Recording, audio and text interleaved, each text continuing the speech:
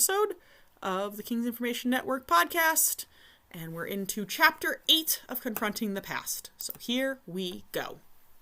When Shannon reappeared, it was for Colin. I'm pretty sure one of Malone's will be at the town square in about half an hour. Russ, we've got a meeting with Rain and Cal tonight, then a preliminary meeting with Lieutenant Johnson, head of the militia, here tomorrow morning. I figured you wouldn't want to wait until Colin got back for that. She wasn't wrong, so Russ nodded. Are you okay by yourself for a bit? Yeah, I'll be okay. Still got a bit of cleaning left. Should keep me occupied. They both eyed him, but didn't argue. Ready to go? Shannon asked Colin. As ready as I'll ever be. The two left, and the silence of the house immediately enveloped Russ. He grimaced and retreated upstairs to finish his cleaning. Unfortunately, it didn't take as long as he'd expected, and he paced the living room until finally there was a knock. He bolted forward, barely remembering to check to make sure it was Shannon and Colin before throwing the door open. How'd it go? Colin nudged him backwards so they could enter. Well, the man I talked to said Malone would meet you there. He hesitated. Shannon didn't. Joe knew full well who Colin was, and they were going to attack us anyway, she bit out, clearly furious. What happened? How'd you stop them? I reminded them that they don't want to mess with the crown, at least not until I officially started messing with them. It was enough to make them rethink their choices. I doubt that immunity will last long, though, Colin replied with a small smile. Russ returned it. Nicely done. Not that I expected different, he said quickly. Better not, Colin said, keeping his tone breezy. Anyway, if you two are good, the sooner I fetch Soren, the sooner I can be back. Are you sure I need to go? Yes, you can explain so much better than any letter I could write. We both know there's complications, probably even beyond Dean. Talk it out with him. His friend nodded seriously. We'll be back as soon as possible. Shannon, make sure he behaves, please. I need him in one piece. Also, is it safe enough for me to go to the inn to get my horses alone?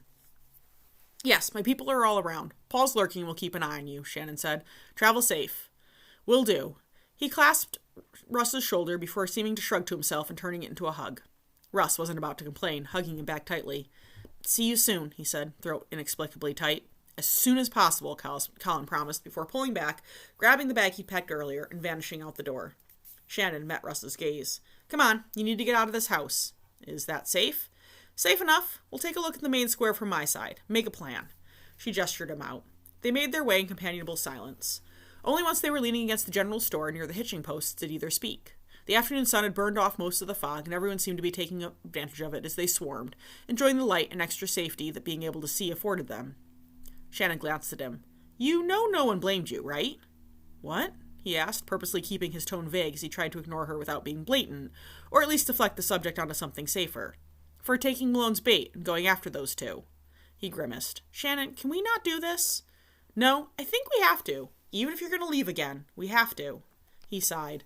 Why? Because I still know you, and I know what Gil did to you when it was about that little shit. And this is big shit. Russ smiled slightly, looking over at her. I've gotten much better about my guilt. I've learned a lot from Soren. Or, well, we've learned a lot from each other. Her brow furrowed. Yes, don't think that revelation has been far from my mind, but I refuse to be distracted, Russell. His smile grew unbidden. Shannon had always been the only one he allowed to use his full name from without protest, even when it was wielded against him. It was worth a try. So what have you learned from, she hesitated before she could say the name, Soren? That there's more to life than wallowing in your guilt, that you need to be the bigger person and figure out a way to deal with it, no matter how hard it might be. He thought he'd lost everything through his own bad choices, but in the end, he decided to do something about it and has gained back a lot of what he lost. It's clear he's not like Malone, Shannon said reluctantly, and I trust your instincts. Thank you. You'll see when he gets here, I promise. He's nothing like Malone. I think his brother was, especially towards the end, but Soren was sad. It didn't excuse it, but a lot of things happened to lead Soren to where he ended up, he said quietly, locking gazes, even though he knew how dangerous that could be. There must be a lot about him I don't know, that most of us don't know. It doesn't excuse the choices he did make, though, Shannon said, a bit defensively. He approached the Freedom Fighters after Greensword was neutralized and made a deal to help them get into Oakbridge to try to keep the fighting as bloodless as possible. Part of that meant he needed someone he could pass information through to the Freedom Fighters. I was in the right position to be that person, so I saw a lot of him in the weeks before the battle.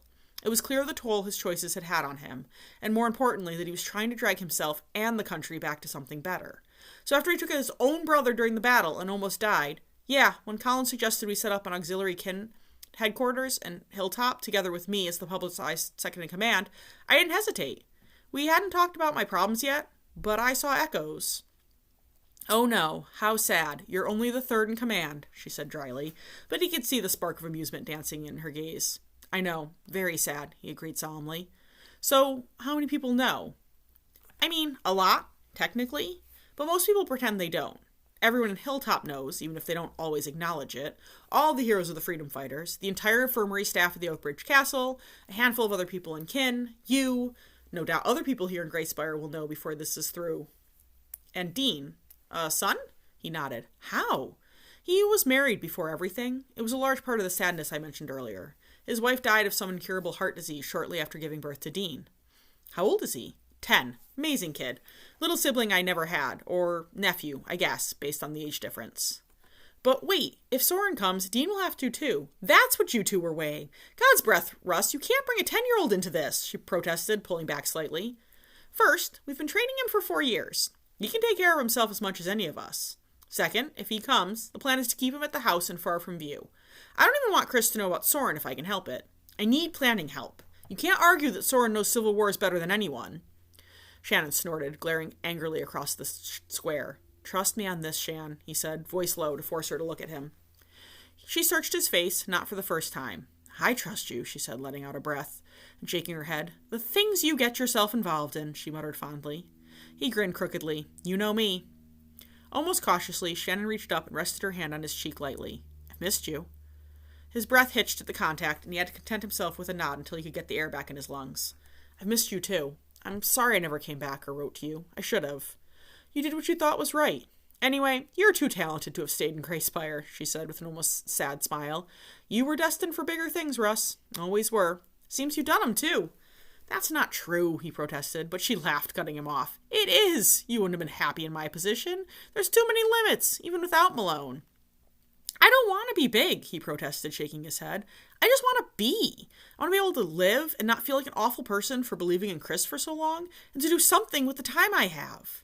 That's a big thing, Russ, she corrected gently, and you're not an awful person. Maybe a bit too loyal, but not awful, not by any stretch of the imagination. I should have known. It was all too easy. She looked at Tad smug at having walked him right back into the initial conversation without pushing. He couldn't even be mad. No, there's no reason you should have known. Malone is good at what he does and always has been, ever since we were children. He looked away, and her hand slipped down to pull his chin back around, gazes meeting again. You know I'm telling the truth. Maybe I'm not ready to hear the truth then, he muttered. Oh, bullshit, she huffed. If you weren't, you wouldn't be back. Period. He couldn't argue with that, especially when she dropped her hand, sliding her fingers through his instead. You're back to make it right. I'm not staying forever. Of course you're not. I just finished saying you're too talented for Greyspire. I wouldn't want you back forever. But visits had better be on the agenda. Definitely, he said firmly. Shannon, he started, then stopped, gaze dropping to their entwined hands. Are we? She didn't respond immediately, but it was a thoughtful silence. Do you want to?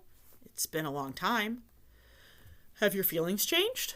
He'd very quickly discovered upon seeing her again that they hadn't. There'd been no one serious in the intervening years either. No? Yours? No, she smiled crookedly. Been too busy working and maybe hoping you'd come back someday. Come on, it's about time for our meeting. Then, she added a bit slyly, we'll see what the night brings. And make up for lost time? You said it, not me. He laughed honestly for the first time since leaving Hilltop, squeezed her hand, and kept his grip as they headed for the neutral meeting point. The subsequent meeting with Rain and Cal went about as well as Shannon had predicted. Rain was hesitant to agree to anything. She would have been getting close to retirement had things not gone to shit. Russ hadn't known her name, but did recognize her face as the second in command of the Smiths from his youth. Now, she was afraid to jeopardize her precarious position. She held the largest border with Malone, and he'd been pushing hard in recent months. Cal was even younger than Russ, and had taken command only when Malone had murdered their last leader 6 months earlier. He was curious about Russ's propositions and agreed to be present the following dusk to see the confrontation before making up his mind either way. Rain wouldn't even promise to come, but said she might.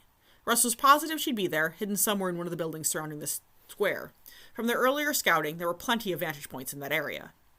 After the meeting, they picked up groceries and went back to his house. Shannon innocently said that their meeting with Lieutenant Johnson the next day was too early to want to bother with the walk both ways. Russ didn't argue.